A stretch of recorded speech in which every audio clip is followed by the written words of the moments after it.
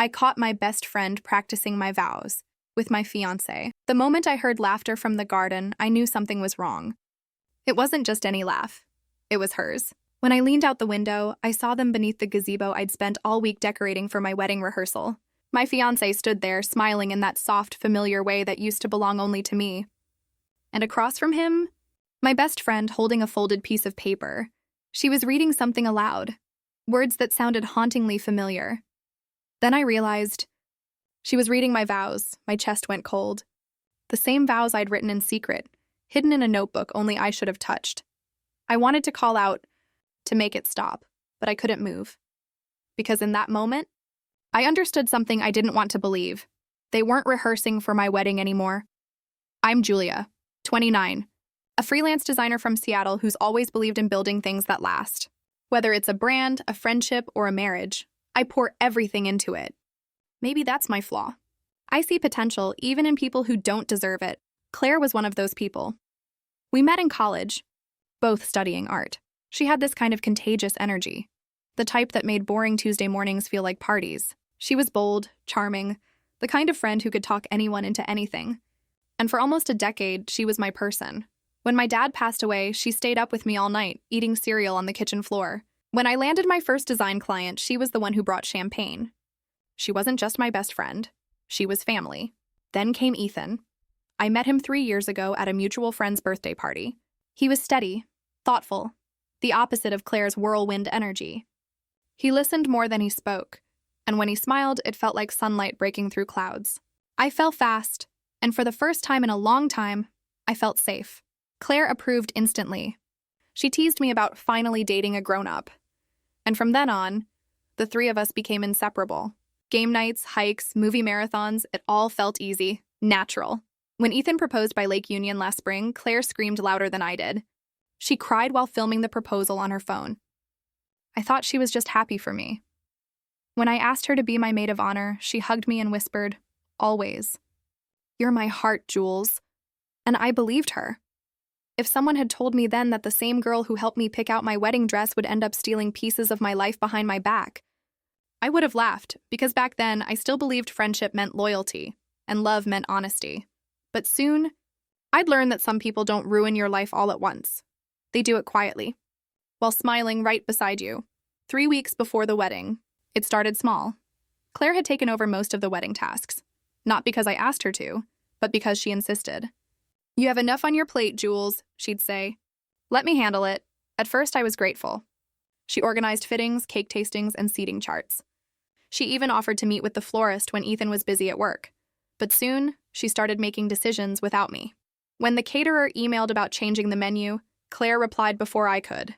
When I mentioned wanting white roses for the bouquet, she said, "Oh, Ethan prefers lilies." We already switched it. The word hit me harder than it should have. Still, I told myself she was just being efficient. Maybe too efficient. It's what a maid of honor does, right? But the first real crack showed up one Friday evening. I was dropping off a box of centerpieces at Ethan's apartment. He was supposed to store them until the rehearsal. When I got there, the door was slightly open. Inside, laughter. Claire's laughter. I stepped in quietly, holding the box against my chest. They were sitting side by side on the couch, a laptop between them. "Read that again," Ethan said, smiling. Claire's voice softened. "I promise to build a home full of laughter, patience, and love." My heart stopped. Those were my words. My vows. She looked up just as I said, "What are you doing?" Ethan jumped up. "Jules!" "You're early." Claire slammed the laptop shut. "We were just, helping you out." I was giving him feedback for his vows. "My vows?" I asked quietly. She stammered. "Well, you wrote such beautiful ones." He wanted to make sure his matched. I nodded slowly. "Right. Because nothing says romance like plagiarizing my feelings." They laughed nervously, but I didn't. That night, I sat in my car outside his place for half an hour before driving home. My stomach ached, and something deep inside whispered that what I saw wasn't the whole story. From that day, everything felt wrong. When we met vendors, Claire answered every question for Ethan. When I mentioned the first dance song, she said, "Oh, Ethan and I already decided on a new one." I blinked. "You and Ethan?" She grinned. "Don't worry, you'll love it." At night, Ethan grew distracted, always checking his phone. When I asked who he was texting, he'd say, "Just Claire. She's finalizing schedules." At midnight, I started noticing things. Too many small coincidences to ignore. Once I saw a notification pop up on Ethan's phone. "Can't wait to see you tomorrow." The contact name? C. He said it stood for caterer, but the caterer's name was Sophie. That night, I barely slept. The next morning, I checked my email. Our wedding planner had sent a message titled Vow Rehearsal Draft. It was addressed to Ethan and Claire, not me. Attached was a script, my vows, word for word. The email ended with, "We'll run through these together tomorrow." Morning, I stared at the screen until my coffee went cold. Tomorrow. Morning. Together, without me. That was the day I decided to find out what was really happening. The day before the rehearsal. Saturday morning, I woke up before dawn and drove to the garden venue. The gates were open. The caretaker must have arrived early. The morning air was cold, wet with dew. My shoes sank slightly into the grass as I walked toward the gazebo, the one I'd decorated with fairy lights and silk flowers just days earlier. I heard voices before I saw them. Claire's soft laughter. Ethan's deeper tone. I froze behind a tree, my heart pounding so loud I thought they'd hear it. Then I saw them. They were standing inside the gazebo, sunlight filtering through the vines. Claire was holding a piece of paper, my handwriting. She was reading aloud, slowly, emotionally, like she was living it. "I promise to love you even in silence, to believe in you when you doubt yourself, to build a life full of small joys and quiet strength." Tears rolled down her cheeks. Ethan watched her like she was the only person in the world. Then he said softly, "You make it sound so real." She smiled through her tears. "That's because it is." I felt like the ground had disappeared beneath me. Then, and I'll never forget this. He reached out and brushed a strand of her hair behind her ear. My heart shattered. My phone slipped from my hand and hit the ground with a thud. They both looked up. "Julia," Claire gasped, color draining from her face. Ethan's eyes widened. It's not what it looks like." I laughed, but it came out sharp and broken. "Really?" "Because it looks like my maid of honor is auditioning to replace me." Neither said a word. I turned and walked away before the tears could fall. I drove home in silence. My hands shook so hard I could barely hold the wheel. An hour later, Claire showed up at my door. Her makeup was smeared, eyes swollen. "Please, Jules, just listen," she begged. "It wasn't what you think." "Then what was it?" I asked. "Because it looked a lot like betrayal," she sniffled. "He was nervous about the vows. I was helping him rehearse. With my words?" She hesitated. "They were so beautiful, I thought he should hear them from someone else first. To get the emotion right?" I repeated. "Claire, those were my feelings. My promises." Tears filled her eyes. "I didn't mean to hurt you." I wanted to scream. Instead, I said quietly, "You already did." That night, Ethan called. "Claire told me you misunderstood," he said. "Did I?" He sighed. "She was just trying to help you. You've been so stressed." She thought. I cut him off. "Stop saying her name like she's my therapist." He was silent. That silence said everything I needed to know. A few days later, one of my bridesmaids, Emily, called me. "Jules," she said, her voice trembling. "I think you should see this." She sent me screenshots. Messages between Ethan and Claire. Weeks worth of them. Claire, "You looked so handsome today. That blue shirt kills me." Ethan, "You're the only one who makes this stress bearable." Claire, "Sometimes I think you deserve someone who sees you the way I do." My hands went numb. I scrolled until I couldn't anymore. There were emojis, late-night confessions, even inside jokes about me. I felt sick. That night, I packed Ethan's things into boxes and left them by the door.